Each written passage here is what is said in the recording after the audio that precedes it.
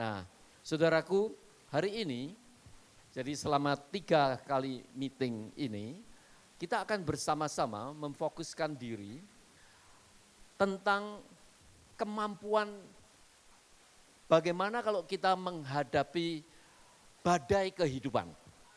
Ya. Karena satu keterampilan yang penting dalam hidup itu bukan hanya nilai baik, ya, atau uang banyak dan sebagainya, tapi bagaimana di tengah-tengah badai kehidupan ini kita punya kemampuan untuk tidak hanya bertahan, tapi justru di tengah-tengah badai kehidupan kita bisa bounce back, ya, semakin dihantam semakin mental tinggi, ya, saudaraku, itu di dalam konsep dunia psikologi di riset. Karena fenomena atau keterampilan ini adalah keterampilan yang sangat penting, ya, yaitu resiliensi, ya, ketangguhan, keuletan, ketabahan. Banyak studi tentang hal itu. Ya. Pada waktu 5 negara Asia misalnya, ya, menggegerkan dunia dengan pertumbuhan ekonomi. Mereka juga coba riset. Ya, baru saja kemarin saya meeting dengan seorang researcher dari Korea. Dia researcher yang mendapatkan award dari government, the highest award sebagai seorang penyelidik oleh government di Korea. Ya.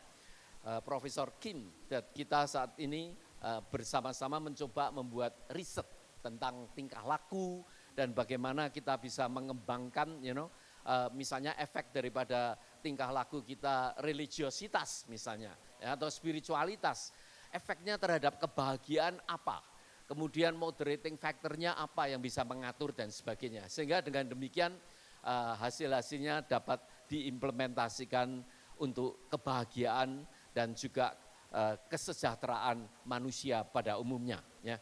Saudaraku, nah orang ini antara lain juga melihat, saya diskusi dengan dia, menurut kamu apa rahasianya? Ya, apakah pada waktu itu ada riset yang mengatakan nilai-nilai Confucius, karena ada 5 negara Asia kecil, siapa itu? Jepang, Taiwan, China, Korea, and then Singapura. Ya. 5 yang pertumbuhan ekonominya itu secara luar biasa. Nah, para researcher itu coba meriset kuncinya di mana. Nah, salah satu variabel yang paling penting adalah resiliensi.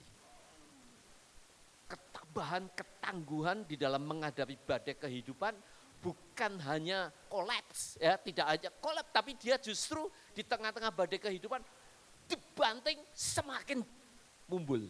Apa ini bahasa Indonesia? Semakin naik. Seperti bola basket, watam naik. Saudaraku, hari ini kita akan coba melihat di dalam Alkitab. Ya. Satu contoh, dibanting-ting malah mumbul-bul. Nah. Apa ya, the bounce back. Translate di balik papan lah, bahasanya balik papan. Ya. Itulah resiliensi. Ya. Mari kita buka bersama-sama satu Ayub, pasal yang pertama mulai ayat yang pertama. Ini ada satu kisah nyata, ya, di dalam Bible diceritakan kepada kita semua. Ada seorang laki-laki di tanah Uz namanya Ayub. Orang itu saleh dan jujur. Ya, kadang-kadang orang saleh dan jujur itu jarang, apalagi kaya. Ya, saleh, jujur, kaya. Jarang ya, apalagi di Indonesia ya. Biasanya kalau enggak tahu di Amerika juga jarang itu, ya. Lihat saja Presiden Donald Trump, ya. Jujur tapi enggak saleh. Kok saleh apa? Kaya tapi enggak saleh, enggak jujur, kena udah apa itu masuk penjara, apa ini? Jadi kriminal, ya. Pelanggarannya banyak. Nah, itu di Amerika, enggak tahu di Indonesia, apalagi Balikpapan. Mungkin banyak orang yang saleh, jujur, ia takut akan Allah dan menjauhi kejahatan.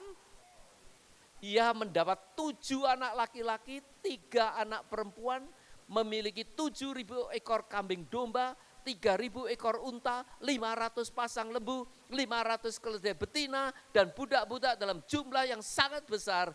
Sehingga orang ini adalah yang terkaya dari semua orang di sebelah timur. Ya? Kaya, saleh, jujur, takut akan Tuhan. Wah, saudara kalau saudara cari mantu dapat orang kayak gini. Ini namanya hoki. Bener-bener apa namanya, satu anugerah, satu hadiah yang datang daripada Tuhan. Ya. Saleh, jujur, takut akan Tuhan. Beda jangan zaman sekarang bukan? Biasanya orang kaya apa? Biasanya. Ya, banyak yang mengalami masalah yang tidak seperti dikatakan di dalam ayat ini basically. Ini orang yang beda, tampil beda ya, di hadapan Tuhan. Namun ceritanya, tiba-tiba malapetaka datang. Nah, ini yang gak enak ya. Dalam sekejap mata, harta, anak, istri, termasuk kesehatannya, ludes. Gimana kalau saudara mengalami keterpurukan semacam ini?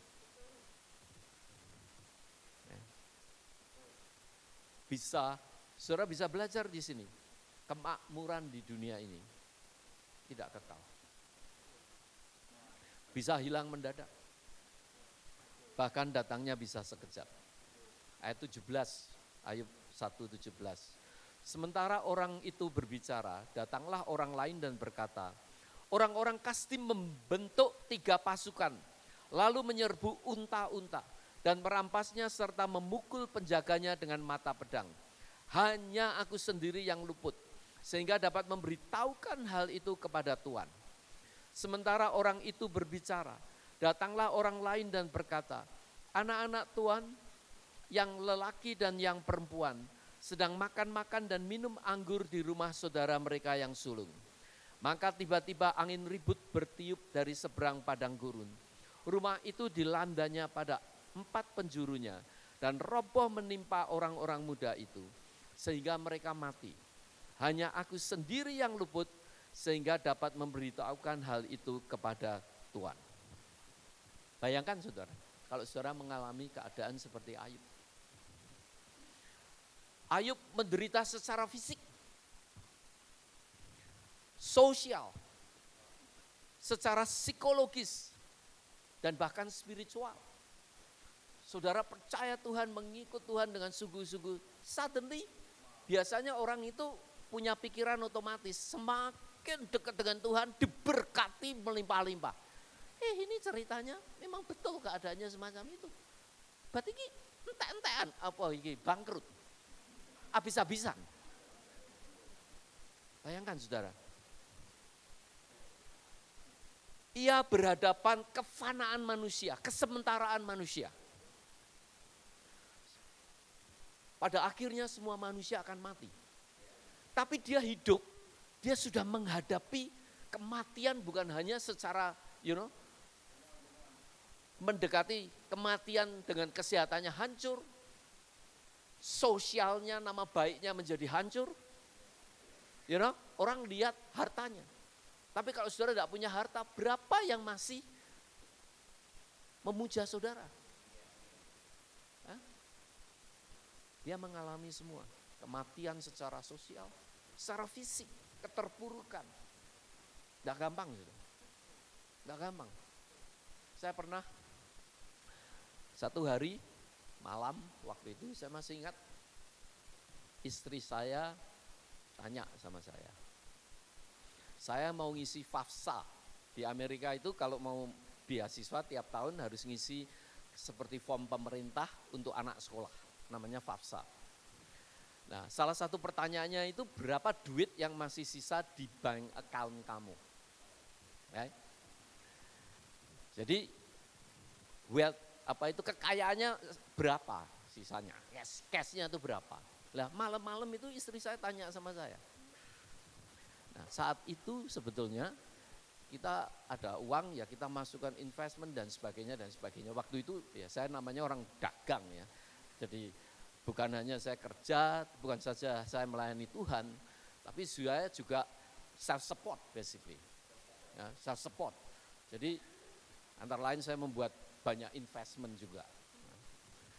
Nah, hari itu keadaan ekonominya memang anjlok-jlok. Cuma saya tidak pernah memberitahu istri saya. Ya, dia istrinya salah ini. Lah, kok malam itu dia tanya? Ya, terus saya jawab jujur, harus jawab apa adanya. Iya, apa adanya. Terus terang saat sekarang kekayaan kita ini negatif. What? Bahasa Jepangnya keluar. Ya, by the way kalau saya berkelahi itu biasanya dia pakai bahasa Inggris, saya juga pakai bahasa Inggris. Iya, itu cara Handoyo, keluarga Handoyo.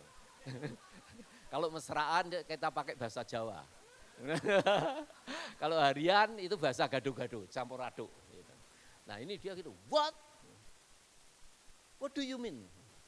Ya, mean kalau ini semua dijual, rumah kita dijual, ya, bank kita ada investment, hotel apa ini semua bayar utangnya itu masih kurang. Kita negatif. Ya, saya ngalamin keadaan macam itu. Kan screaming, Han, kamu ya dalam bahasa Inggris, you play, but you have to remember we still have a children. Itu bahasa Balikpapan Mbok piye. Ya. Kalau kita ini masih punya anak-anak, kalau kita kirere berdua enggak masalah. Ini bahasa Indonesia, bahasa Inggrisnya begitu. Ya, kalau kita kirere enggak masalah, kalau kita berdua. Tapi anak-anak ini masih perlu education. Rasanya ya. Saya itu rasanya bersalah, paralyzed. Rasanya tuh seperti orang dibunuh. Aduh, why I did that? But that's happened. Saya hanya ngomong, ya, you have a right question, but in the wrong time. Saya bilang gitu. Ya, pertanyaannya bagus tapi salah waktu, saya bilang gitu. Pas blek-blek gitu. Ya. Nah, jadi saya bisa relate ini. Keadaan-keadaan yang waduh. Sampai saudara itu lihat diri sendiri itu kalau bisa itu enggak eksis loh. Ada perasaan semacam gitu. Kematian secara psikologis. Putus asa, malu, bersalah karena diberi tanggung jawab oleh mereka percaya pada suami, tetapi saya tidak bisa menjalankan dengan baik. Saya rasa Ayub mengalami perasaan-perasaan semacam itu. Penderitaan yang saya mungkin secuil lah dibandingkan Ayub ini. Itu saja setengah mati rasanya. Ayub menderita kefanaan manusia, kesementaraan apapun yang kita pegang ini, termasuk hidup kita. Bukan hanya itu, ya kehilangan anak. Dan seluruh keluarga, istrinya itu sampai meninggalkan dia juga. Ya, ada uang abang sayang, tidak ada uang abang melayang. Ini, loh itu lihat tuh istri, enak saja. Ya, waktu dipuja-puja, ini yang tertawa-tertawa mungkin. Ya. Ini ada filsafat hidup semacam begitu loh. Ya kan? Ya kan? Nah, coba saudara, nah, untung-untung istri saya tidak begitu. Ada uang, abang sayang. Tidak ada uang, saya tetap sayang. Istri saya, walaupun marah-marah dia waktu itu. Ya, nah, kalau itu ketanggor saya kawinnya sama istrinya Ayub, habis saya sudah. Ya mungkin kawin lagi ya. Tapi itu bisa ngalami kita. Ya, kehilangan anak, bayangkan, aduh, saya nggak bisa bayangkan ini. Ya, seluruh keluarga temannya, kefanaan manusia secara sosial, pada akhirnya harus menghadapi kesendirian dan kesepian. Bukankah hidup ini satu hari kita akan terus satu hari kita harus menghadapi saat itu. Kita sendiri saja. Kita sendiri saja. Ya walaupun orang lain mau menolong kita, kadang-kadang kita sudah tidak bisa menolong diri kita sendiri. Ya, kefanaan manusia secara sosial, secara psikologis, kehilangan harga diri. Bayangkan, dulunya naik daun, digambarkan kekayaannya luar biasa, tahu-tahu amblek-blek. Bayangkan saudara, rasa harga dirinya bagaimana. Saya merasakan sedikit, aduh, sudah hampir tidak tahan. Ya, it's not easy.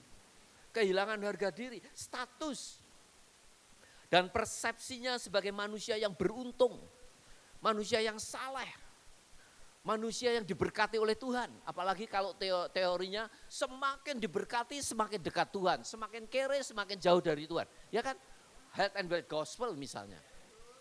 Nah, saudara bayangkan berapa banyak saya lihat teman-teman sungguh-sungguh begitu diberkati Tuhan, waduh luar biasa dan semua orang dekat dengan dia. Begitu anjlok, dia ditinggalkan oleh semua dan termasuk dirinya kepercayaannya pada Tuhan, dia merasa Tuhan telah meninggalkan dia. Akibatnya apa? Dia malu ke gereja, gak bisa ditolong.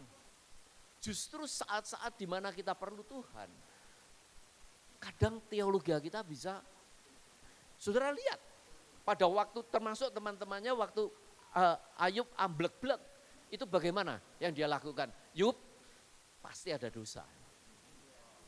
Pasti. Loh, kalau kamu tidak ada salah, pasti berkatnya tetap mengalir. Jadi kenyataannya berkat macet kok. Sampai Ayub berkata, cerewet, mingkem, diem, diem. Wah, temannya yang satu tambah lagi, maunya menghibur loh. Teman-teman itu berusaha menolong, menghibur, tapi hiburannya justru membuat dia semakin secara psikologis, secara spiritual amblek loh. Aduh, Tuhan tinggalkan aku loh. Perasaan kalau ditinggal Tuhan itu sudah, itu di ultimate love. Tinggalkan, berat. Secara spiritual, dia merasa dikhianati oleh Tuhan. Setengah mati saudara, kefanaan secara psikologis, secara spiritual merasa dikhianati, perasaan ditinggal oleh Tuhan. Penderitaan batin seringkali lebih berat dari penderitaan jasmani. Perasaan dikhianati dan ditinggalkan lebih sakit daripada kehilangan harta. Menimbulkan kepahitan, keprihatinan, pertanyaan, hidup ini apa? Kefanaan spiritual. Ayub berkonfrontasi dengan kefanaan dari akhir hidup manusia. Walaupun masih hidup, tapi dia menghadapi kematian di dalam segala aspek kehidupan sebagai hakikat kita sebagai manusia. Secara sosial, secara psikologis, secara fisik, secara hubungan dengan Tuhan, spiritual. Penderitaan yang luar biasa. Ia masih hidup, tetapi mengalami keadaan seperti orang mati. Itulah salib. Salib adalah lambang orang yang memikul. Simbol dan akhirnya kita akan mati. Hidup, tetapi menuju kematian. Bukankah hidup itu seperti itu? Semua kita ya dalam ilmu pengetahuan, semua ilmu pengetahuan itu mencoba mengerti kebenaran faktanya bagaimana. Tapi tidak bisa kita menemukan fakta yang 100%. Selalu probabilitas. Gak bisa kita menentukan 100%, gak bisa. Kecuali kematian. Semua orang akan mati. Semua orang kita sedang memikul salib. Dan indahnya sekarang ada cerita, ada manusia yang mengalami hidup secara jasmani, dia bergumul dengan kematian. Bergumul dengan ultimate the cross. Nah ini kita ingin tahu. Rahasia dia bisa bounce back itu bagaimana? Menunjukkan ultimate resiliency sebagai manusia. Ketangguhan, ketabahan, keuletan, di mana dia bisa bounce back sebagai manusia. I think we need to learn. Ya, saya hanya bisa merefleksi mungkin sedikit, tapi nanti saudara, di rumah setiap kali saudara menghadapi badai kehidupan, baca firman ini. Baca, Anda akan menemukan mutiara-mutiara yang indah dalam hidup ini. Ini satu contoh yang luar biasa loh saudara.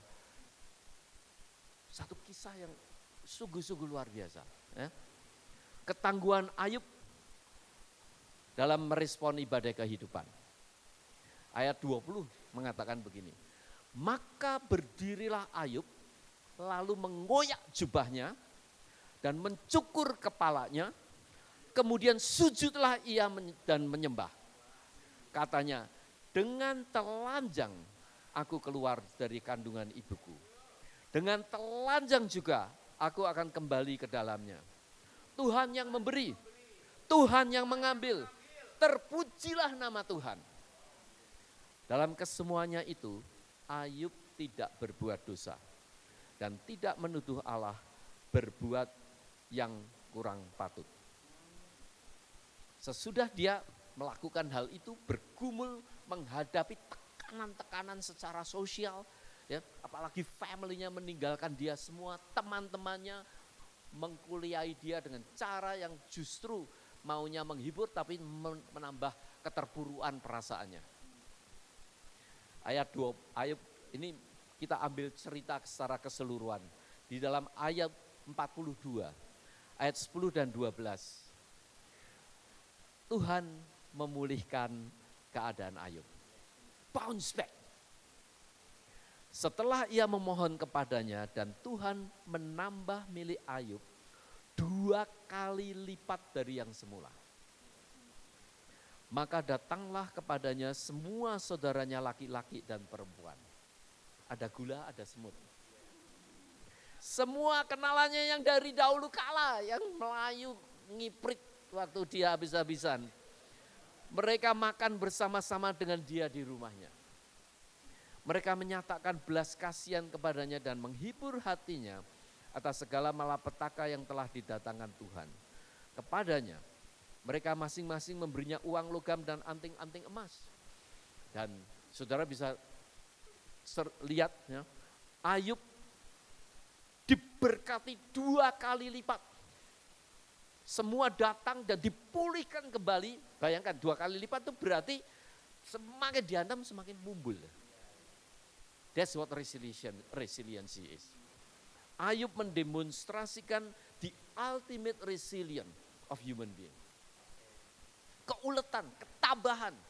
Dan justru di tengah-tengah badai dia bertumbuh lebih tinggi di dalam menghadapi kehidupan. Nah, sekarang karena ini adalah satu skill, keterampilan hidup yang bisa dipelajari, maka psikolog-psikolog itu yang ya pasti mencari keterampilan hidup supaya manusia ini bisa bertahan ulet. Maka biasanya kalau psikolog itu mulai mencari mencoba mengerti tentang satu keterampilan semacam ini, biasanya diukur dimulai dengan definisi. Ya, supaya bisa diukur, bisa dibandingkan. Ya, orang ini kok resiliensinya lebih tinggi atau lebih rendah, dan kemudian hasilnya terhadap kesehatan jiwa bagaimana.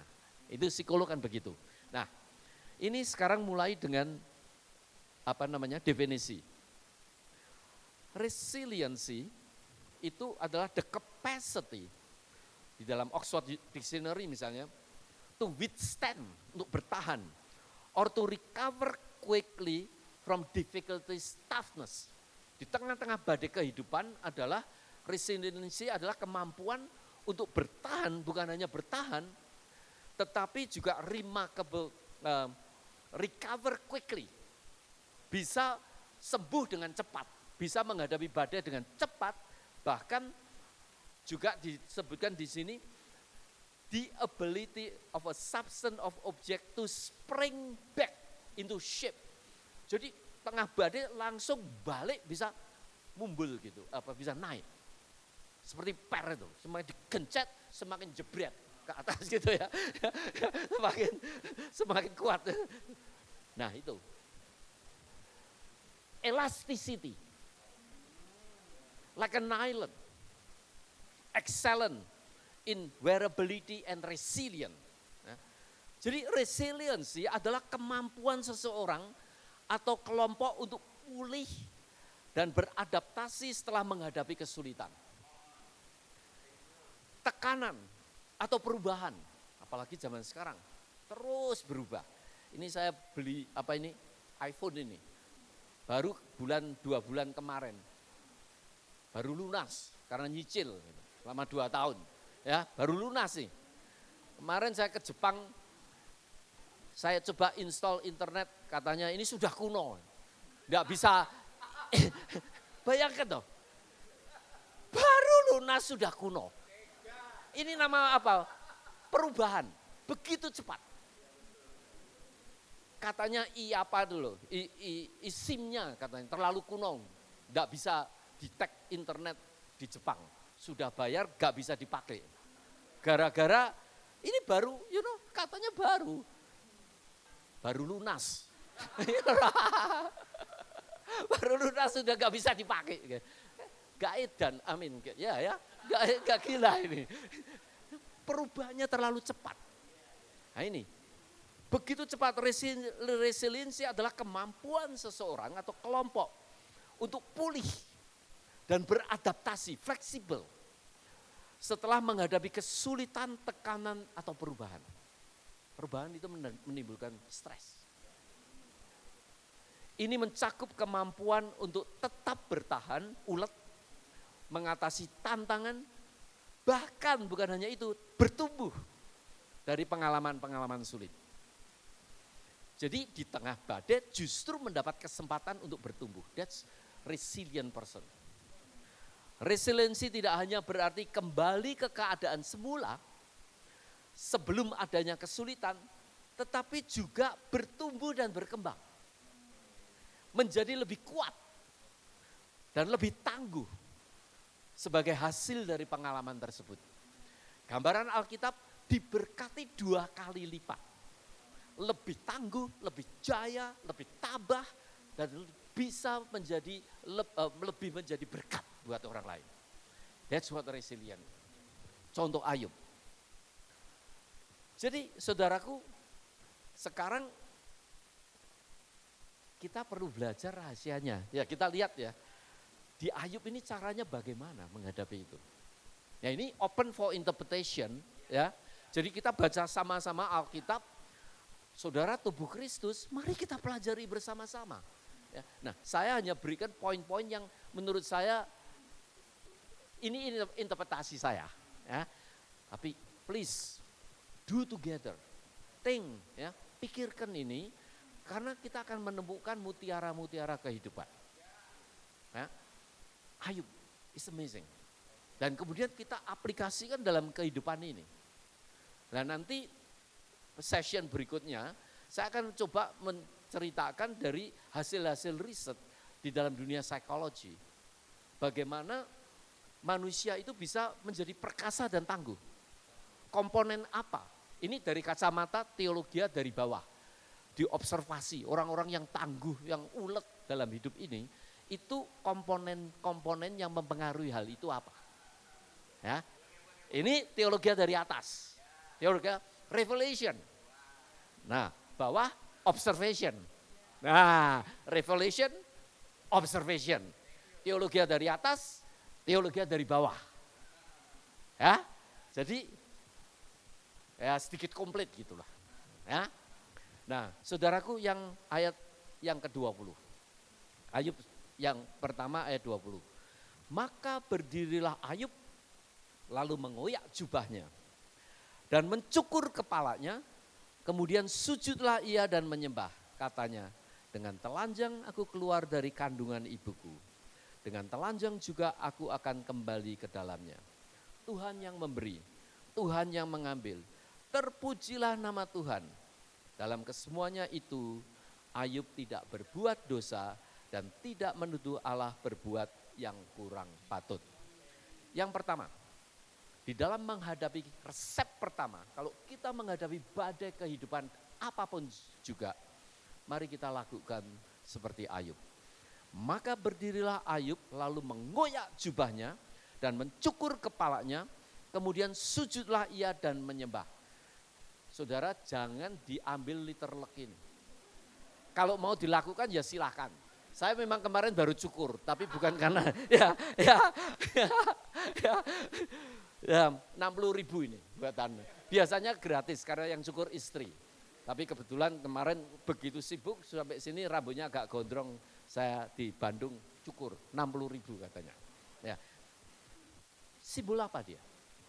Di tengah-tengah badai kehidupan berdirilah Ayub, mengoyak jubahnya, rasa sedihnya dan mencukur kepalanya, kemudian sujud, delosor dan nyembah. Penyerahan diri yang total.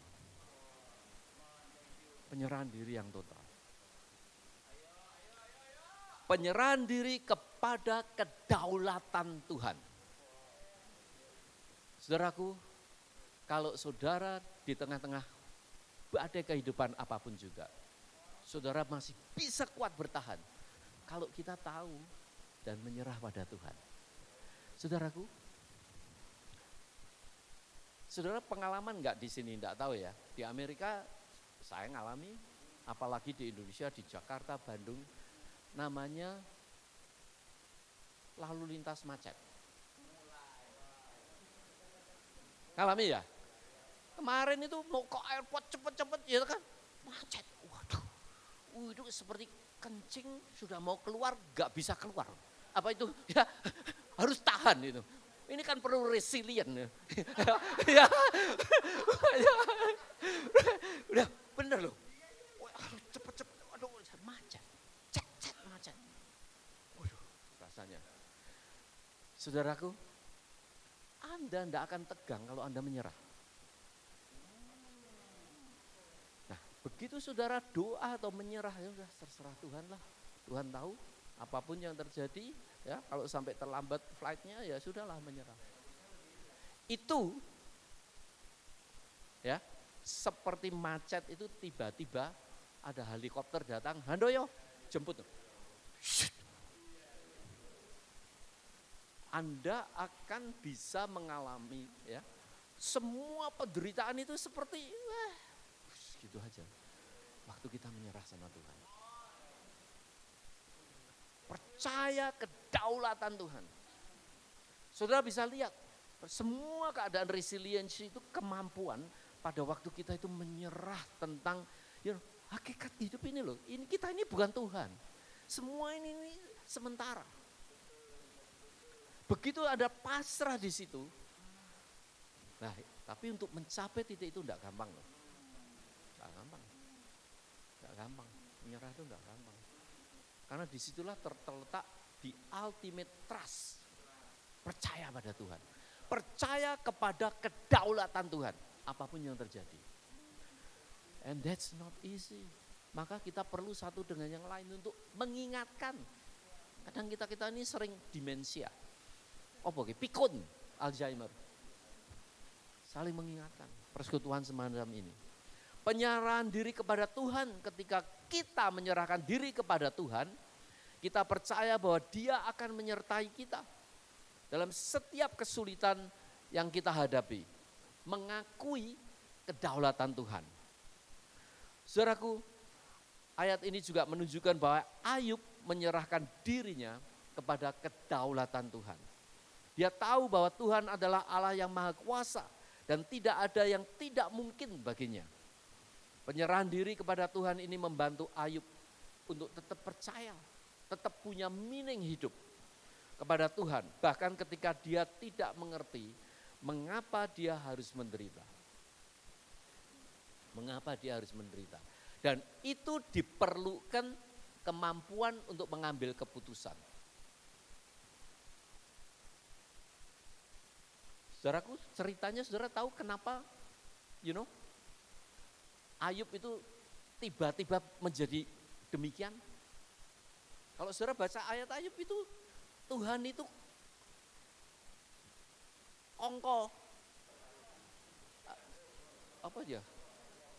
nongkrong, chatting ya dengan setan waktu itu. Ya kan? Tantang, lihatlah hambaku Ayub ini. saleh nyembah Tuhan. Wah, setannya terus ngomong, iya saja. Wong kamu menciptakan manusia seperti boneka, seperti robot loh. Kan sudah di setel. Kamu lindungi, kamu berkati, kemudian ya robotnya terus nyembah gitu. Itu Ayub. Argumen setan kan gitu. Ya kan? Kamu menciptakan manusia itu tidak ada free will-nya. Seperti robot. Iya, tanganmu melindungi dia terus. Ya, makanya dia diberkati. Terus Tuhan bilang, ambil. Asal jangan dibunuh. Kemudian terjadi habis-habisan kan? Ayub kan gak ngerti itu. Tapi dia percaya. Ya, gak ngerti tapi percaya. Habisin semua. Nah saudara, terakhir itu dia diberkati luar biasa sampai dia menghadapi ketemu sama Tuhan. Siapa? Tuhan bilang, you siapa? Mempertanyakan aku. Saya mau sengsarakan kamu, saya mau bunuh, ini kasarannya nih ya. Aku Tuhan, you mau apa? You siapa? Kalau kita bantah-bantah begitu kan gak pasrah kan? Struggle. Terus Ayub berkata, aku tahu engkau sekarang. Walaupun di tengah istilahnya itu Tuhan bilang, sekarang you terserah mau apa nih? You decide. Begitu Ayub tetap percaya kepada Tuhan, yakin, tetap mengikut. Disitulah Tuhan berkata, this is not robot loh. Iki gak software tak style ndak loh. Ya? Dia habis-habisan tetap memilih Tuhan. That's human agency, free will. Ya? Bagaimana dengan kita? Kalau kita menghadapi badai kehidupan, apakah kita bisa melakukan seperti Ayub? Masih bukan tergantung dari harta, bukan tergantung dari penderitaan, tapi komitmen yang keluar dari keputusan pribadi untuk mengikut Tuhan dengan apapun yang terjadi dalam hidup ini. Dan itu akan membuat Anda menjadi resilient. Mental balik. Dengan penyerahan diri kepada Tuhan, Ayub dapat menghadapi penderitaan dengan lebih kuat dan tabah. Dia tidak takut apa saja di dalam kehidupan ini. Saudaraku, saya tahun 82, sekitar 82. Waktu itu saya masih penginjil jalanan gitu. Pelajar tapi sering nginjil, akhirnya dapat undangan dari Billy Graham waktu itu.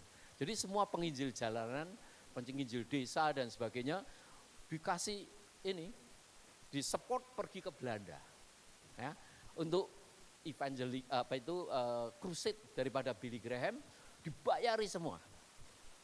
Saya itu anggap sebagai anugerah Tuhan. Ya. Itu pertama kali ke Belanda di sana. Nah, di dalam crusade itu ada seorang wanita yang nyanyi, beautiful. Namanya Johnny Tada.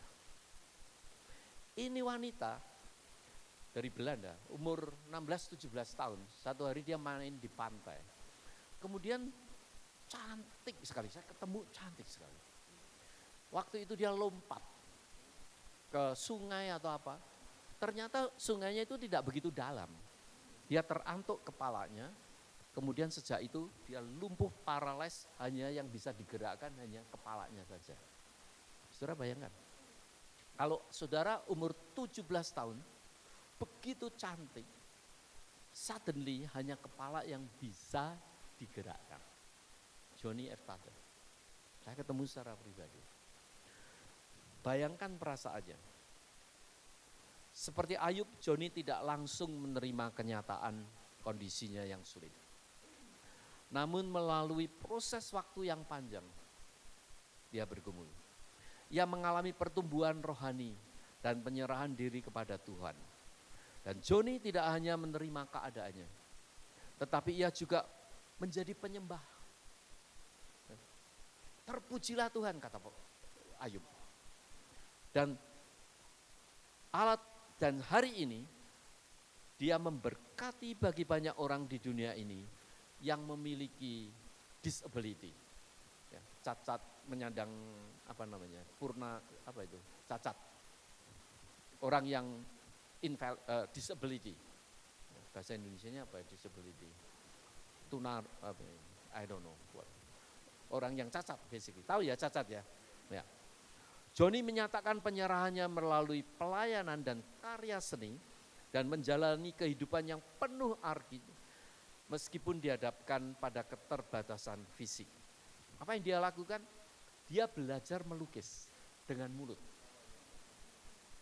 Dia belajar bernyanyi. Dan hari ini di Amerika ada radio atau broadcasting yang namanya Joni Tada and Friend. Dia married dengan orang Jepang, saya ketemu dua. Dan sekarang menjadi ribuan diberkati, jutaan manusia diberkati oleh suaranya, oleh story-nya. Ya, karena ada satu orang di tengah-tengah badai kehidupan yang begitu hebat. Dia menyerahkan hidupnya kepada Tuhan. Dan Tuhan pakai, dan dia sekarang menjadi berkat bukan hanya pada dirinya. Hanya kepala yang bisa digerakkan. Nah, saudaraku, kisah Joni Eareckson Tada memberikan inspirasi tentang bagaimana penyerahan diri kepada kedaulatan Tuhan dapat membawa makna dan pengaruh positif dalam kehidupan, bahkan dalam situasi yang sulit sekalipun. Ayat 21, katanya, dengan telanjang aku keluar dari kandungan ibuku. Dengan telanjang juga aku akan kembali ke dalamnya. Tuhan yang memberi, Tuhan yang mengambil. Terpujilah nama Tuhan. Kedua, interpretasi saya, kalau saudara ingin tabah bergumul, kita harus memahami diri kita sendiri. Memahami tentang hidup ini. Bahwa hidup ini, kita itu kadang lupa. Kita lahir itu telanjang loh. Ada yang ingat? Kadang lupa kan? Kadang lupa kan? Kita nanti mati juga syukur-syukur telanjang, mungkin enggak telanjang ya. Tapi enggak ada yang tahu. Dengan telanjang aku keluar dari kandungan ibuku, dengan telanjang juga aku kembali ke dalamnya. Bahkan tubuh ini aja habis nanti kalau meninggal. Tubuh yang menyalini kita ini sudah enggak ada. Kita harus memahami hakikat diri kita ini. Kita hanya debu. Hidup ini hanya virtual reality. Loh, saudara masukin ke virtual reality begitu dicoplok, itu hidup yang sesungguhnya. Dan penderitaan itu terjadi kenapa? Karena kita begitu kesengsem dengan game kita nih loh. Aduh, uangku kok merucut. Aduh, ya. Ekspektasiku lolos. Itu yang membuat kita sakit. Itu yang membuat kita menderita. Begitu kita tahu bahwa semua ini hanya maya. Enggak real. Sampai kita bisa memahami diri kita secara hakikat ini, kita akan lepas dari penderitaan. Banyak orang menderita karena tidak paham dirinya sendiri. Tidak tahu diri. Lupa diri bahwa kita ini hanya debu. Sering jadi bunuh diri. Karena saudara punya ekspektasi gak bisa kesampaian. Mengakhiri diri. Kita perlu paham diri kita. Siapa kita, siapa Tuhan. Kita hanya debu. Kita bahkan di Amerika itu ada satu profesor menulis buku namanya Denial of Death. Menolak kenyataan kematian. Jadi tesis daripada psikolog dan filsuf ini itu adalah simple. Semua aktivitas manusia di Amerika itu bisa diprediksi itu berusaha untuk menolak adanya kematian. Makanya negara yang paling takut sakit adalah Amerika. Amerika itu mungkin hanya berapa? 5%, 10% dari penduduk dibandingkan seluruh dunia. Tapi dia konsum painkiller itu 90% dari yang diproduksi di seluruh dunia. Kenyataan. Kenapa? Sakit mengingatkan kita pada kematian. Saya waktu kecil tinggal di Indonesia, kadang kita luka itu sampai nanahan apa ya, wah sakit. SD itu loh, SD, zaman SD. Ada dokter gigi datang untuk nganu gigi. Saya masih ingat kelas 2 atau kelas 3, ya at least kalau enggak kelas 2, kelas 3. Dipanggil masuk di ruang kelas, itu ada set up dokter giginya. Dia disuruh mangap gini, buka mulut. Buka mulut, jabut gigi tanpa pati rasa. Loh betul itu. Itu Indonesia. Iya. Oh iya pakai pintu itu dijebleken. Iya sama mami saya gitu, ayo mangap gini, dek gitu. Itu SD. Saya masih ingat. Diambilkan catut. Dokternya wanita itu. Jabut gini. Ini adalah Indonesia. Gak takut mati sudah. Loh bener, dibandingkan orang Amerika, kita ini tidak takut mati. Secara lihat toh, orang tabrakan, loh gimana, hidup enggak? Mati, matinya gimana? Teksek, wah puji Tuhan. Loh ya kan, dia enggak sakit lagi. Itu Indonesia loh. Jadi saudara itu tahan bantingan dibanding orang Amerika sakit sedikit enggak anu.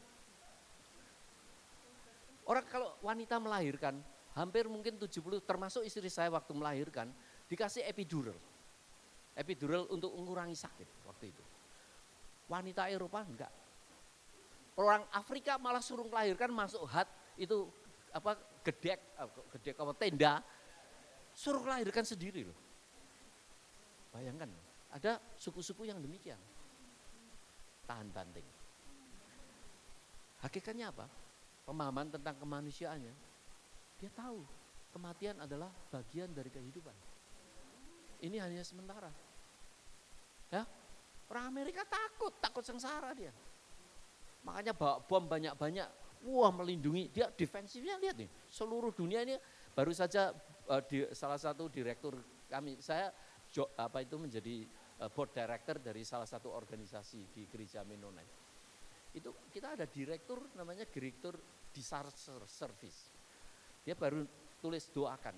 Saat ini kita sedang menanggapi ada lebih dari 12 negara yang sedang dalam keadaan perang hari ini. Ya. Lebih dari 12 orang. Sudan, Burma, this hour perang. Di samping Ukraine, Gaza, itu yang besar. Lainnya banyak. Lebih dari 12 negara. Dan saudara kalau Anda trace itu, pasti ada hubungannya dengan Amerika. Defensif, melindungi. Ya. Saudaraku, paham diri. Maka kita lihat kisah nyata yang mengilustrasikan ya, bagaimana Ayub ini. Satu kisah, dia mengatakan di tengah-tengah badai kehidupannya, dengan telanjang aku keluar dari kandungan ibuku. Dan dengan telanjang juga aku akan kembali ke dalamnya. Kita ingatlah hakikat hidup ini. Sementara satu hari kita akan meninggalkan, dengan telanjang kita datang, dengan telanjang kita pergi. Itu akan, kita tidak terlalu sengsara loh. Kalau menghadapi badai kehidupan ini, kita akan lebih kuat in some way. Kalau saudara paham tentang hakikat hidup ini. Nah, gak takut sakit. Bukan denial of death. Nah, Anda bisa lihat aja di Amerika itu, waduh beauty luar biasa. Kalau saudara muda, dipuja di Amerika. Kalau saudara sudah tua, ditendang masuk nursing home. Nah, bisnis terbesar di Amerika apa? Hospital, health. Saudara mau tinggal di Amerika, jadi nurse. Gajinya lebih besar daripada dosen. Walaupun saya didik, banyak murid saya nurse. Tapi dia lulus, gaji saya lebih besar. Gaji dia lebih besar dari kita. Kenapa? Help, denial of death. Orang begitu mati, sakit di rumah, orang tidak senang. Dilarak ke hospital. Ya kan, dibawa ke hospital kan. Tidak mau lihat aku. Lain orang Toraja loh. Orang Toraja itu mati kalau belum bisa pesta untuk kubur, belum bisa beli kebo sebanyak-banyaknya, itu disimpan terus. Ya saya punya teman saya ke Toraja di sana. Kalau sudah mati itu saya lihat orang ngubur ya, pakai ini apa namanya terbelo peti mati, wah bahasa Indonesia terbelo, peti mati gitu kan, dipikul, disuruh, wow semua terus mereka siram Coca-Cola, bir disiramkan jualan gitu, terus ini apa peti matinya tuh melorot jatuh, disuruh ke bawah semua sorak-sorak. Celebration of death. Pesta ya? Ya, exactly. Saya punya teman itu saya tanya, itu family-nya masih apa namanya? Ditidurkan di rumah, diformalin, ya dikasih makanan tiap hari, diperlakukan seperti orang hidup. Enggak dibuang. Sampai mereka bisa beli kebo sebanyak-banyaknya, warnanya hijau kuning dibeli semua. Kalau enggak bisa itu mereka saving money dulu sebelum supaya bisa celebration. Ya memang sesudah pesta itu dia pada nangis karena harus bayar utang. Nah itu struggle. Struggle dia. Tapi itu menggambarkan satu budaya, perbedaan di mana Amerika denial of death, ini pemahamannya tentang kemanusiaan. Kita ini dekat dengan kematian, unggul dalam hal itu. Jadi makanya kita tabah sengsara. Kita lebih tahan loh. Bayangkan toh, 350 tahun dijajah Belanda, 50 tahun dijajah Spain, 3,5 tahun dijajah Jepang, habis-habisan loh saudara. Tahan, masih bisa senyum. Ini namanya resilient. Paham diri, paham hakikat hidup ini. Ingat kalau saudara sedang keadaan terpuruk, ingat ini. Kematian itu ya sahabat kita. It's a part of life. Ya, a part of life. Saudaraku, yang ketiga. Ayat 21. Tuhan yang memberi, Tuhan yang mengambil. Terpujilah nama Tuhan. Menurut saya ayat ini, sekali lagi ini interpretasi ya. Ayat ini menunjukkan bahwa Ayub itu memiliki penilaian yang realistis. Bahwa hidup ini Tuhan yang memberi dan Tuhan yang akan mengambil. Kita tidak punya wewenang apa-apa. Be realistic man. Kadang kita ini irasional. Nah, maka kita menjadi cemas. Karena kita merasa bisa kontrol semua hidup ini. Saudaraku, di dalam psikologi, kenapa orang sakit anxiety? Dan itu anxiety banyak, ada general anxiety disorder, ada spesifik fobia, ya spesifik anxiety. Ada yang terlalu anxiety-nya terlalu tinggi menjadi panic attack. Kecemasan, ya, anxiety, kecemasan. Anxiety itu apa? Anxiety itu irasional. Gak nyata. Hanya pikiran yang mengandai-andai, tidak bisa di stop. Gitu. Maka cara ngobati orang anxiety, orang yang cemas bagaimana? Ubahlah kecemasanmu menjadi ketakutan. Lah bedanya apa? Kecemasan dan ketakutan itu bedanya apa? Exactly.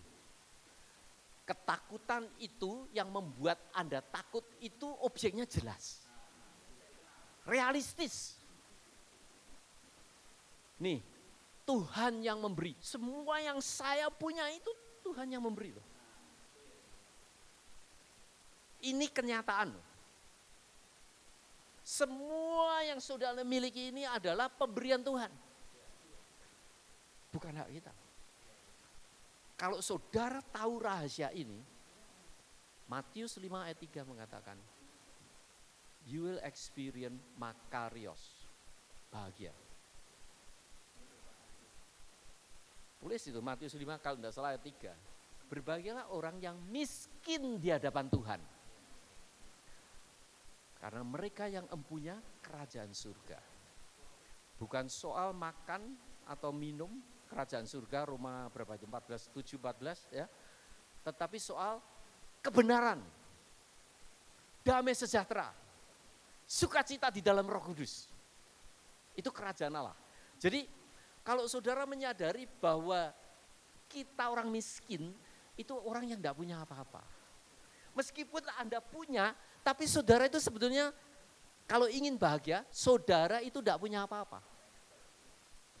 Saya pernah miskin loh, gak enak. Perut cacingan, mau tidur itu wah menggeliat, karena cacing kremi di bal.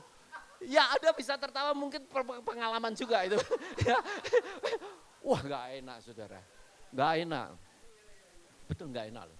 Ya karena sanitasi kotor ya, garbage in gitu, terus airnya garbage in, garbage out. Garbage in, ya cycle-nya memang sustainable gitu ya. Tapi di tengah ini pancuran itu, wah kalau malam itu yang kecil. Kalau pagi itu ditarik panjang gak habis-habis. Loh serius, akibatnya saudara lihat nih keuntungannya. Slim. Slim, ya. Loh saudara tahu bahwa sekarang orang Amerika itu saking banyaknya makanan, problem yang terbesar obesitas. Dan salah satu obatnya itu dikasih cacing. Saya sudah ngalami itu waktu miskin. Nah ini buktinya. Slim, langsing. Ya, saudara lihat ya, ayat ini menunjukkan ya, Tuhan yang memberi, Tuhan yang mengambil. Kita itu tidak punya apa-apa. Kita ini hanya dititipi. Dan saudara tahu kata berbahagia itu makarios. Saya riset makarios itu artinya apa? Makarios adalah kalau saudara itu menerima provision dari Tuhan, kemudian saudara menyalurkannya. Jadi terima semua ini dari Tuhan, saudara cuma menyalurkan. Nah pada waktu saudara nerima dan disalurkan, saudara merasakan kebahagiaan surgawi. Makarios, seperti pipa tuh. Banyak kali terima mampet terusan, kayak laut mati. Saudara tidak menerima kebahagiaan surgawi. Tapi secara psikologis saya riset tentang kebahagiaan. Itu definisi dari hedonistik, kebahagiaan hedonistik adalah menerima. Free from pain, increase pleasure. Itu hedonistik definisinya. Semakin saudara itu diberkati secara fisik, semakin saudara nikmat, semakin saudara bahagia. Semakin saudara banyak sakitnya, banyak painnya, semakin saudara tidak bahagia. Itu definisi psikologis yang saya buat riset tentang love God, love others, and love yourself. Cara ngukurnya itu salah satunya adalah ukurannya kebahagiaan itu hedonistik. Yaitu free from pain, increase pleasure. Dan yang kedua adalah namanya eudaimonic, ya. Itu definisinya adalah eudaimonic itu high spirit. High spirit itu apa? Orang yang bisa mengaktualisasi diri. Ya. Eudaimonic itu adalah high, demon or diamond itu spirit, high spirit. Jadi orang itu yang punya kemampuan untuk mengaktualisasi diri, menyatakan panggilannya di dalam hidup ini. Maka ia dianggap bahagia. Ini semua dua definisi ini, definisi secara psikologis. Nah, sesudah saya membuat riset, publish di di Amerika, ya. Kemudian saya coba riset tentang kata bahagia yang membuat orang bahagia. Dan saya baca di dalam firman Tuhan ketemunya kata makarios. Berbahagialah di dalam Matius 5. Nah, kemudian resepnya apa? Orang yang berbahagia adalah orang yang miskin di hadapan Tuhan. Ini sama, Tuhan yang memberi, Tuhan yang mengambil. Semua ini pemberian dari atas. Tugas kita adalah kalau saudara ingin bahagia, salurkan. Itu panggilan kita. Pelayanan. Kita ini penata layan. Kalau Anda diberkati oleh Tuhan, punya segala, itu adalah kalau kita mau bahagia seperti kebahagiaan surgawi, kita mau resilient, semua ini adalah berkat yang datang daripada Tuhan. Anakmu, istri, hartamu, rumah, mobil, you name it, gerejamu, ya, kesuksesanmu. Saudara ingin resilient dalam hidup, remember, semua ini adalah pemberian Tuhan. Begitu saudara tahu bahwa hidup ini semua adalah pemberian Tuhan, tugas kita adalah menyalurkan. Kalau Tuhan mengambil, loh, Dia yang punya kuasa kok. Semua ini bukan milik kita kok. Kalau itu bisa masuk, saudara akan mengalami bukan hanya resilient dalam hidup, tapi juga kebahagiaan dewata, makarios. Itu saudara bisa riset itu. Di dalam Strong Concordance kata makarios misalnya. Artinya itu apa? Orang yang tahu menerima bahwa semua ini adalah provision Tuhan. God's favor. Semua ini adalah hadiah dari Tuhan, pemberian Tuhan. Dan tugas kita adalah menyalurkan. Begitu saudara menyalurkan dengan tanggung jawab, bukan wah kalau ini semua disalurkan, ya ini namanya bukan penata layan yang baik. Saudara kan diberi tanggung jawab oleh Tuhan, saudara harus memanage dengan baik. Kalau ada orang utang tidak bayar ya ditagih, gitu loh. Karena itu tanggung jawabmu, gitu kan interpretasinya, wah semua milik Tuhan, wah terus utang bayar, lah ini ya kan kamu orang Kristen, ya toh, wah ya celaka kalau gitu, itu interpretasinya salah, ya. Tapi kalau saudara menghadapi badai saat-saat seperti Ayub ini, ingat itu, hakikat kehidupan ini. Kita semua itu adalah miskin di hadapan Tuhan. Tuhan yang memberi, Tuhan yang mengambil. Maka saudara akan kalau menyadari hal ini, makarios. Kalau itu pergi, ya dianggap disalurkan saja. Ingat itu. Terpujilah. Ayat ini menunjukkan bahwa Ayub memiliki penilaian yang realistis dalam hidup ini. Be realistis. Semua yang kita miliki di dunia ini adalah milik Tuhan. Kita tidak bisa memiliki. Ya, saya hari ini bersyukur. Datang di airport ada teman dekat yang menjemput saya. Saya duduk satu mobil luar biasa. Terus saya berkata pada pemiliknya, Pak, saya bersyukur. Walaupun saya tidak memiliki, tetapi saya menikmati. Saudaraku, kalau kita percaya pemahaman hidup ini, semua kita ini miskin di hadapan Tuhan.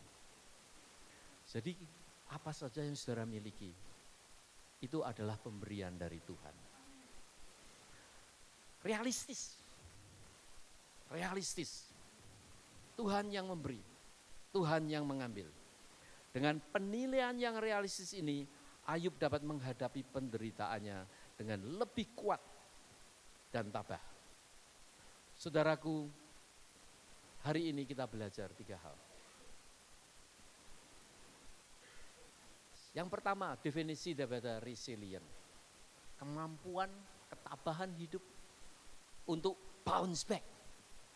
Kembali mental naik. Bukan hanya mampu menghadapi, tabah menghadapi penderitaan dan kesulitan dalam hidup ini. Tetapi juga bertumbuh di tengah-tengah penderitaan tersebut. Kita bisa bertumbuh di dalam penyerahan diri kita kepada Tuhan. Memahami diri kita, hakikat tentang kehidupan ini. Saya belajar berpuluh-puluh tahun untuk memahami tentang hidup ini. Ternyata bisa ditemukan di dalam ayat-ayat ini. Yang kelihatannya gampang. Tapi kalau saudara mengalami, dan Anda benar-benar praktekkan di sini, sungguh Anda akan mengalami kebahagiaan makarios tadi. Tidak gampang. Dan yang ketiga adalah memahami bahwa semua persoalan dalam dunia ini apa yang kita miliki itu adalah milik Tuhan. Dan tugas kita adalah menyalurkannya. Be realistic. Menjadi realistik dalam hidup ini. Ya, bahwa uang yang kita miliki itu sementara. Hidup yang kita miliki ini sementara. Untuk itu kita harus bersyukur pada Tuhan. Terpujilah Tuhan katanya. Karena dia menemukan satu rahasia hidup. Saya pernah terpuruk ya, seperti yang saya ceritakan itu. Saya pernah mengalami ya, kesulitan.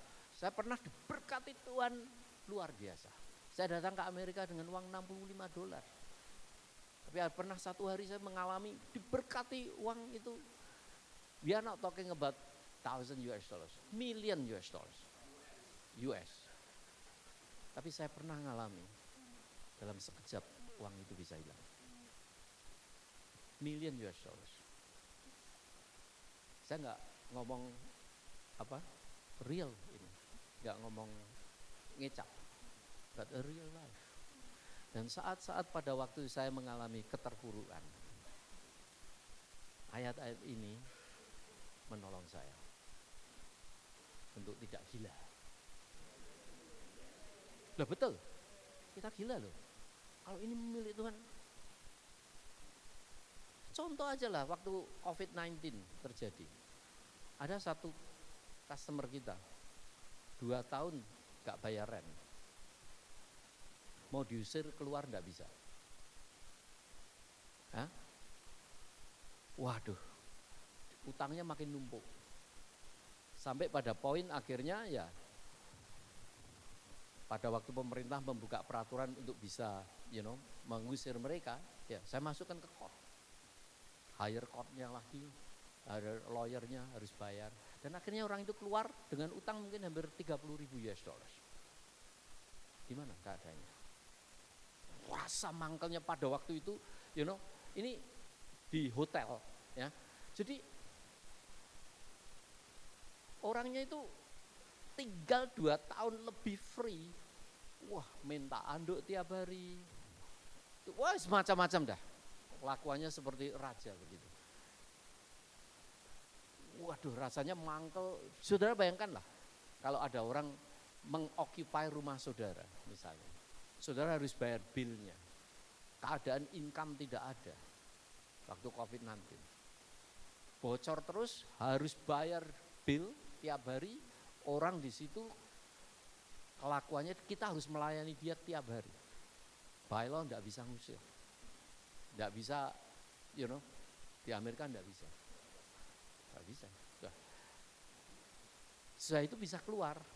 Dan saya punya hak untuk menuntut dia. Sampai hari ini pun saya bisa tuntut uang 30.000 itu ke pengadilan. Cuma saya ingat nih.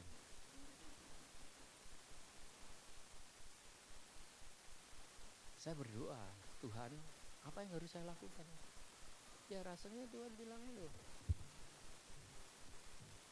keadaanmu dengan keadaan dia lebih baik mana? Kamu masih punya kamar banyak, dia tidak punya apa-apa. Why you complain?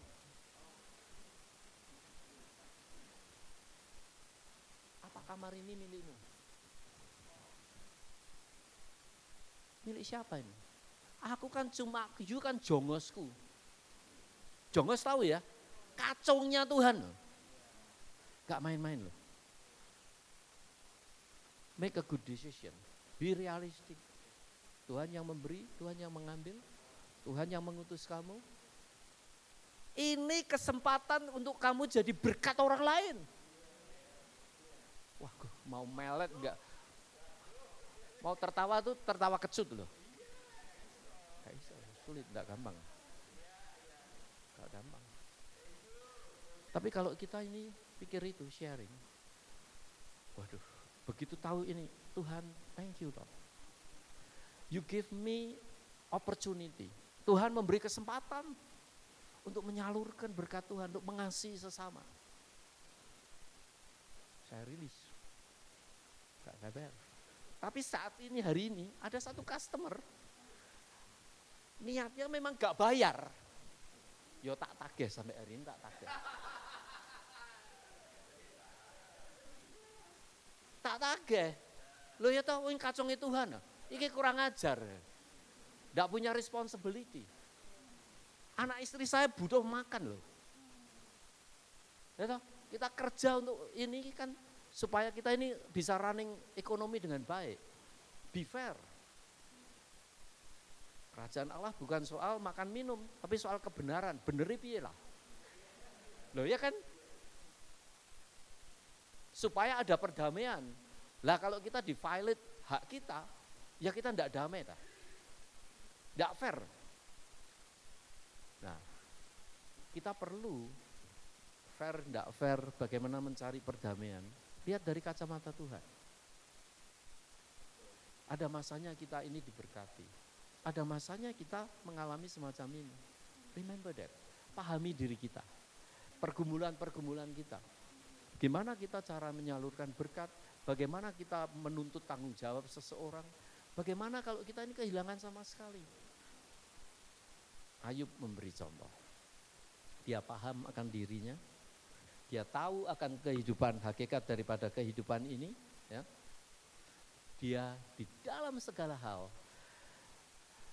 dia menyerah pada Tuhan. Ya. Saudaraku, hari ini kita belajar bersama-sama rahasia ketangguhan hidup. Mari kita bersama-sama belajar menyerahkan hidup kita kepada Tuhan, apapun yang terjadi. Mari kita bersama-sama belajar untuk memahami akan diri kita, watak-watak kita, penghalang-penghalang dalam hidup ini yang membuat hidup ini tidak bisa makarios, tidak bisa berbahagia seperti kebahagiaan dewata, yang membuat kita kurang tangguh dalam hidup ini.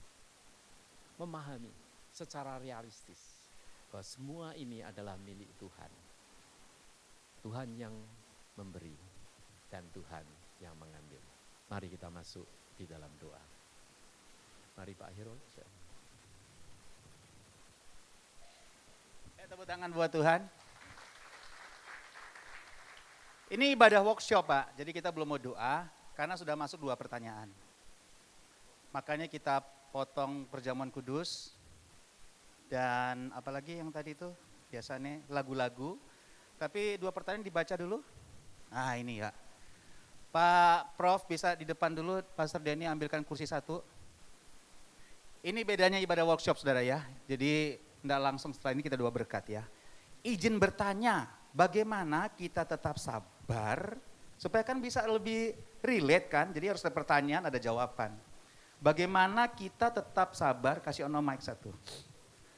Sebelum saya lupa, kita rubah, sorry ya, beliau kan orang Amerika Pak. Jadi kebahagiaan dewata enggak setuju, kebahagiaan ilahi. Oh, ya. Kebahagiaan ilahi, kebahagiaan ilahi. Aku tadi kebahagiaan dewata, oh kebahagiaan ultimate, kebahagiaan ya ilahi saja.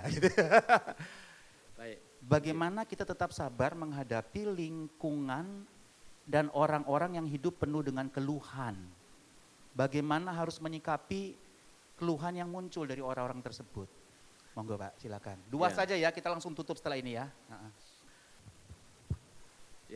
Ya, ini case-nya memang bicara masalah strategi ya. Jadi biasanya kalau di dalam counseling, kalau kita menghadapi orang mengeluh, kita harus belajar di dalam Yakobus 1 ayat berapa itu 6 ya. Lambat berbicara, kemudian cepat mendengar. Orang sering mengeluh itu karena kadang-kadang nggak didengerin, ya kan?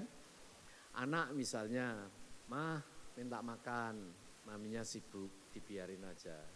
Terus dia mulai nadanya naik itu, mah minta makan, diam aja. Dia mulai mengeluh, mah perutku sakit. Kenapa? Lah dapat perhatian kan? Nah, akhirnya mereka develop menjadi pengeluh. Ya. Atau bahkan biasanya begitu orang tua, kalau dia ngomong baik-baik, orang tua tuh sering tidak mendengar. Begitu dia ngomongnya balelo, lah mulai dapat perhatian. Nah, kita cari dulu dia itu mau keluarnya itu asalnya dari mana. Kemungkinan Dia mencoba mengkomunikasikan dengan cara yang baik, tapi nggak ada orang yang mendengar. Nah, kalau saudara mendengarkan, mengerti, dan coba mengerti bahasa keluhannya. Orang itu kalau sudah dimengerti, diterima apalagi, ya, nggak perlu mengeluh, saudara. Nggak akan mengeluh. Karena keluhan itu kan komunikasi something, bahwa there is something wrong with me, help me. Nah, caranya adalah, ya salah satu teknik dalam psikologi itu adalah cepat mendengar, lambat berbicara. Nah, itu tekniknya lebih dalam, ya sekolah psikologi lah, gitu lah. Ya makanya itu psikolog itu belajar psikologi start pertama itu adalah kemampuan untuk mendengar. Kemudian kemampuan untuk berkomunikasi juga. Biasanya kalau berkomunikasi itu dia mengatakan, ya, kamu kok suka mengeluh, itu enggak, kurang baik. Mulai dengan saya.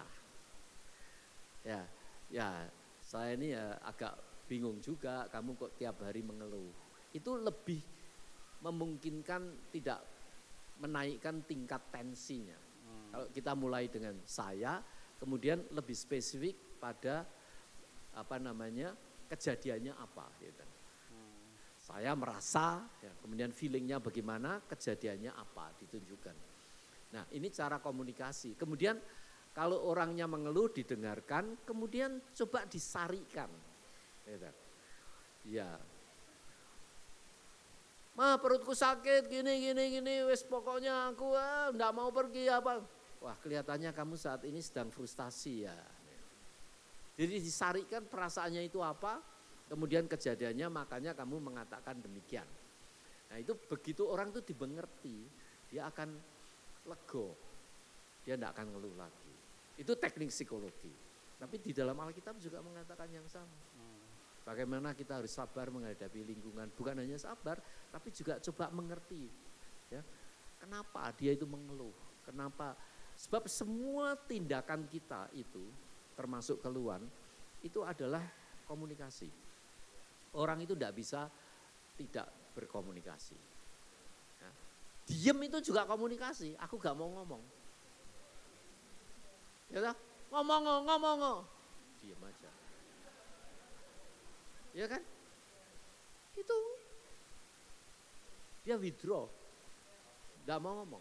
Itu komunikasi. Ya. Anak remaja itu ada yang nyileti ini ya, cutting. Salah satu problem pandemik yang terbesar di dunia saat sekarang itu adalah bunuh diri. Itu angka penyebab tinggi. Kalau enggak kedua, ketiga di kalangan remaja. Yang pertama itu accident. Jadi kecelakaan yang karena impas, ngebut, minum, tahu-tahu kepalanya itu kuat-kuatan sama tembok, ada gejrokan sendiri. Mati dah. Ini impas. Itu penyebab kematian pertama. Tapi kedua atau ketiga di statistik Amerika tergantung tahunnya. Itu bunuh diri. Gitu. Jadi kenapa? Biasanya itu juga mulai dengan itu tadi, cutting. Karena ngomong baik-baik, orang tuanya tidak mendengar, lingkungannya tidak mendengar. Begitu dia cutting, kok dikata bagaimana? Wah semua dapat perhatian. Lah cut semua. Cutting apa itu namanya? Untuk didengar. Ya. Iris. Diri sendiri. Saya di Amerika murid saya ada yang begitu. Ya. Kenapa? Dia ingin mengkomunikasikan sesuatu. Nah, kita pandai-pandailah belajar untuk mendengar, mengerti bahasa mereka. Kemudian diarahkan supaya kalau dia itu didengar, dia tidak akan melakukan yang aneh-aneh. Dan itu hasil pendidikan. Seperti bahasa kan, ngomong ini kan hasil pendidikan. Tingkah laku yang dinyatakan di dalam keluhan atau perbuatan itu adalah hasil pendidikan komunikasi. Karena itu kita harus tetapi belajar ya, cepat mendengar, lambat untuk berbicara. Coba mengerti orang lain. Terutama mulai dengan keluargamu. Begitu saudara tahu bahasanya bisa translate, itu seperti miracle. Akhirnya somebody ngerti aku, ra perlu jempleng-jempleng, ra perlu ngeluh. Kan gitu. Saudara aja pengalaman. Dan Jempling-jempling itu apa? teriak-teriak. Teriak-teriak. Nah, itu terjemahannya Balikpapan. Saya tahu, ini yang pertanyaannya baik ini. Ya. Dan saudara sebetulnya bertanya tentang rahasia jual obat dari psikolog. Yaitu tadi, mendengar. Kalau semua saudara, ini rahasianya kalau saudara praktekkan, psikolog tidak laku.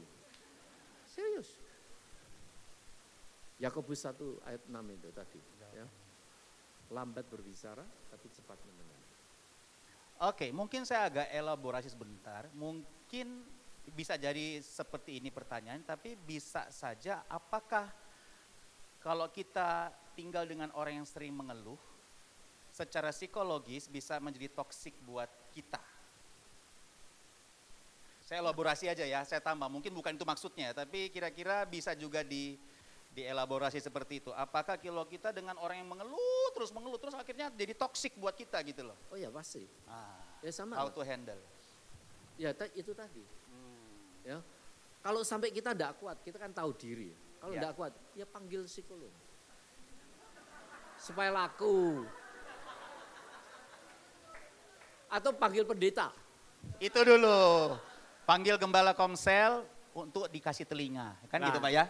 Dikasih telinga. Ya. Kalau gembala komselnya bermasalah, ya sudah sama-sama kita doa. Panggil gembala. Panggil pemimpin yang lain, panggil teman lain. Memang kita kadang nggak tahan loh. Kita punya kemampuan resiliensi. Apakah itu toksik? Ya jelas loh. Ya berat. Dalam riset misalnya, orang yang merawat orang sakit itu lebih menderita daripada yang sakit. Ya toh? Riset misalnya ya, wanita itu lebih panjang umurnya rata-rata sekitar 5 tahun daripada pria.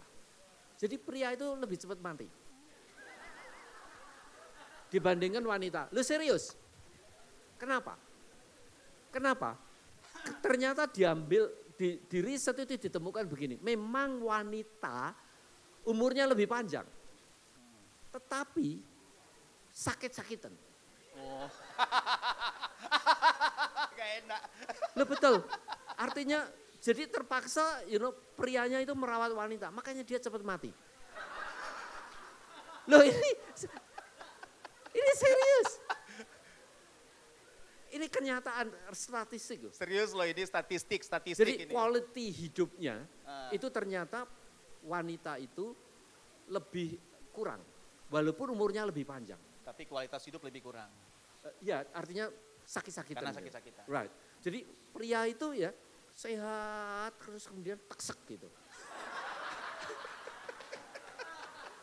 Bahasannya itu loh. Itu betul. Iya. Nah, dalam riset ditemukan karena dia caring, orang sakit lebih cepat mati. Sama halnya. Kamu hidup dengan orang ngeluh terus. Toxic, yes. Toxic. Gitu. Jadi jawaban singkat beliau itu saya bisa artikan kalau bilang cari psikolog, enggak bisa di-handle sendiri. Right. Jadi saudara punya seseorang untuk berbagi, ada body lah yang mau dengar kita gitu ya. Makanya enggak boleh sendiri. Kasih tahu kiri kanan, enggak bisa sendiri gitu ya. Ya betul. Enggak bisa sendiri. Nomor 2 terakhir. Nah besok kita akan lanjutin, ada scan. Menolong saudara kalau enggak malu bertanya angkat tangan, bisa di scan, di situ ada daftar untuk bertanya. Tapi besok yang saya utamakan yang angkat tangan besok ya. Jadi kita bikin lebih simple karena supaya menyerapnya lebih banyak. Terakhir pertanyaan, butuh waktu berapa lama untuk bisa survive dalam keadaan yang tidak kita inginkan? Bagaimana caranya jika kondisinya malah semakin buruk, bahkan semakin terpuruk? Resiliensi itu tiap orang itu berbeda-beda. Yang bisa jawab ya Anda sendiri. Ya, tapi nanti mungkin next meeting kita akan belajar faktor-faktor yang mempengaruhi resiliensi kita. Ada faktor yang membuat kita makin vulnerable, ada faktor yang membuat kita itu menjadi makin resilient. Semakin banyak faktor itu kita tambahkan, semakin kuat kita menahan, semakin tangguh kita menghadapi badai kehidupan. Itu aja yang bisa dilakukan. Tapi nggak ada resep miracle pas gini, tiap orang itu unik. Ya, nggak ada resepnya. Iya. Kembar aja lah, sama-sama satu telur, satu sperm. Lahirnya itu bisa beda. Walaupun lubang hidungnya sama-sama ke bawah semua, ya. Tapi giginya bisa beda, baunya beda, ya kan? Tertawanya beda, kelakuannya beda. Ya. Sama dengan resilient, unik. Ya. Butuh berapa waktu lama? Ya, Anda kuatnya sampai kapan ya terserah. Ya. Hanya Anda yang bisa menjawab itu.